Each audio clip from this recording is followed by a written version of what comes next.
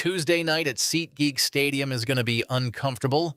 Chicago Fire host CF Monterrey in the League's Cup quarterfinals at 7:30 Central, and walking back onto that field in Monterrey colors will be Hugo Cuypers, the Belgian striker the Fire sold exactly 1 month ago after leading the entire league in scoring. This isn't a reunion tour. This isn't a friendly testimonial. This is a knockout quarterfinal.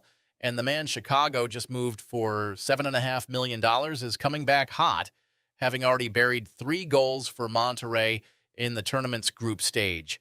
MLS itself is framing this as a homecoming. Chicago's calling it a quarterfinal they need to win. And somewhere in the middle of that gap is the reality that Cuypers knows every one of these defenders, every set-piece routine, every tactical wrinkle, because he was wearing Fire red until late July.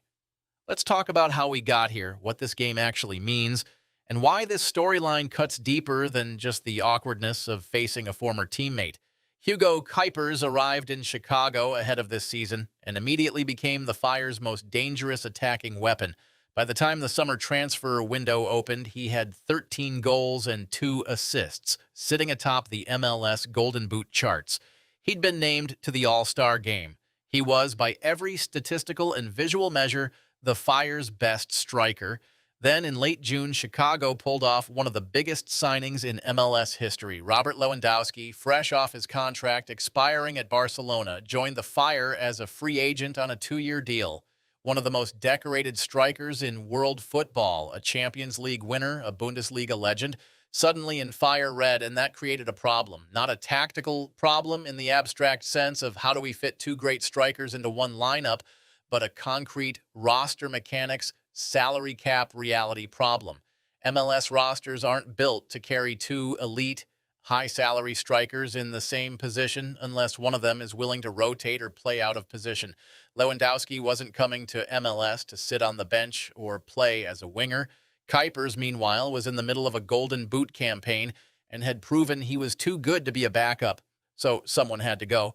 And on July 23rd, less than a month after Lewandowski's arrival, the Fire announced they had transferred Hugo Cuypers to CF Monterrey for a reported $7.5 million, plus add-ons. It was a good fee by MLS standards, a move that made financial sense, and a decision that cleared the pathway for Lewandowski to be the undisputed number 9.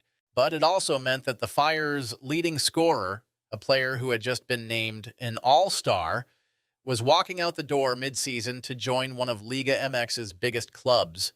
And now, 1 month later, that same player is walking back in. Cuypers didn't waste time settling in Mexico. Monterrey inserted him into the starting lineup for the League's Cup group stage, and he responded with 3 goals across 3 matches. He's carried his MLS form south, and he's done it in a tournament format that was specifically designed to pit MLS clubs against Liga MX sides in a winner-take-all knockout structure. Which brings us to Tuesday. Chicago advanced to the quarterfinals with 9 points from 3 games in Phase 1 of the tournament. They went unbeaten through the group stage and capped it off with a statement win, a 2-1 victory over Cruz Azul. I'm the reigning Liga MX champions on August 13th at SeatGeek Stadium. Over 18,000 fans packed the stands in Bridgeview that night, and Puso Dithajane completed his brace in the 3rd minute of stoppage time to seal the result. It was the kind of performance that showed Chicago could hang with top Liga MX opposition, even without Cuypers. But Monterrey isn't just any Liga MX side, and this quarterfinal isn't just any test. It's a knockout game against a team that features the striker Chicago just sold, a striker who knows their system, their players, and their tendencies better than any opposing scout ever could. Chicago Fire goalkeeper Chris Brady has already acknowledged the elephant in the room. Speaking to Men in Red 97, Brady said, quote, "You can't write a better story than that. We know Hugo, we're familiar with him, and a lot of the scouting will revolve around him because I know he's hot right now," end quote. That's the kind of honest, slightly uncomfortable acknowledgement that cuts to the heart of why this matchup matters. Chicago's goalkeeper, the last line of defense, is openly saying that their game plan is going to center on stopping a player they used to share a locker room with, a player who, until a month ago, they were trying to get the ball to not keep the ball away from. And here's the thing. Cuypers isn't just hot in terms of form. He's motivated. He's walking back into a building where he spent months building chemistry with teammates, where he celebrated goals in front of a home crowd, where he led the league in scoring before the front office decided they had a better option. There's no public drama here. This wasn't an acrimonious split. There's no reported bad blood. But you don't have to hate your old club to want to prove a point when you face them in a knockout game 1 month after they sold you. From Chicago's perspective, the calculus was straightforward. You don't pass on Robert Lewandowski. When a player of that caliber becomes available and wants to join your club, you make it work. Moving Cuypers for a strong transfer fee while his value was high, and clearing the way for one of the world's elite strikers is the kind of move that makes sense in a front office spreadsheet and in a long-term team-building plan. But in the short term, in this specific quarterfinal, it means Chicago has to face the immediate consequences of that decision. They have to defend against a player who knows their defensive tendencies because he used to exploit them in training every day. They have to deal with a crowd narrative that's going to be split between welcoming back a former fan favorite and trying to will their current team past him. And they have to do it all in a knockout format where one mistake, one lapse, one moment of Cuypers finding space he remembers from 6 weeks ago could end their tournament. MLS itself leaned into the storyline, describing the match as a homecoming for Cuypers. And that framing is perfect for the league's marketing purposes. It's a ready-made narrative, a built-in emotional angle, the kind of storyline that draws casual viewers who want more than just quarterfinal number 3. But for Chicago, this isn't a nostalgia trip. It's a test of whether the post-Cuypers era, the Lewandowski era, can deliver when it counts. They've shown they can beat top Liga MX competition, as evidenced by that Cruz Azul result.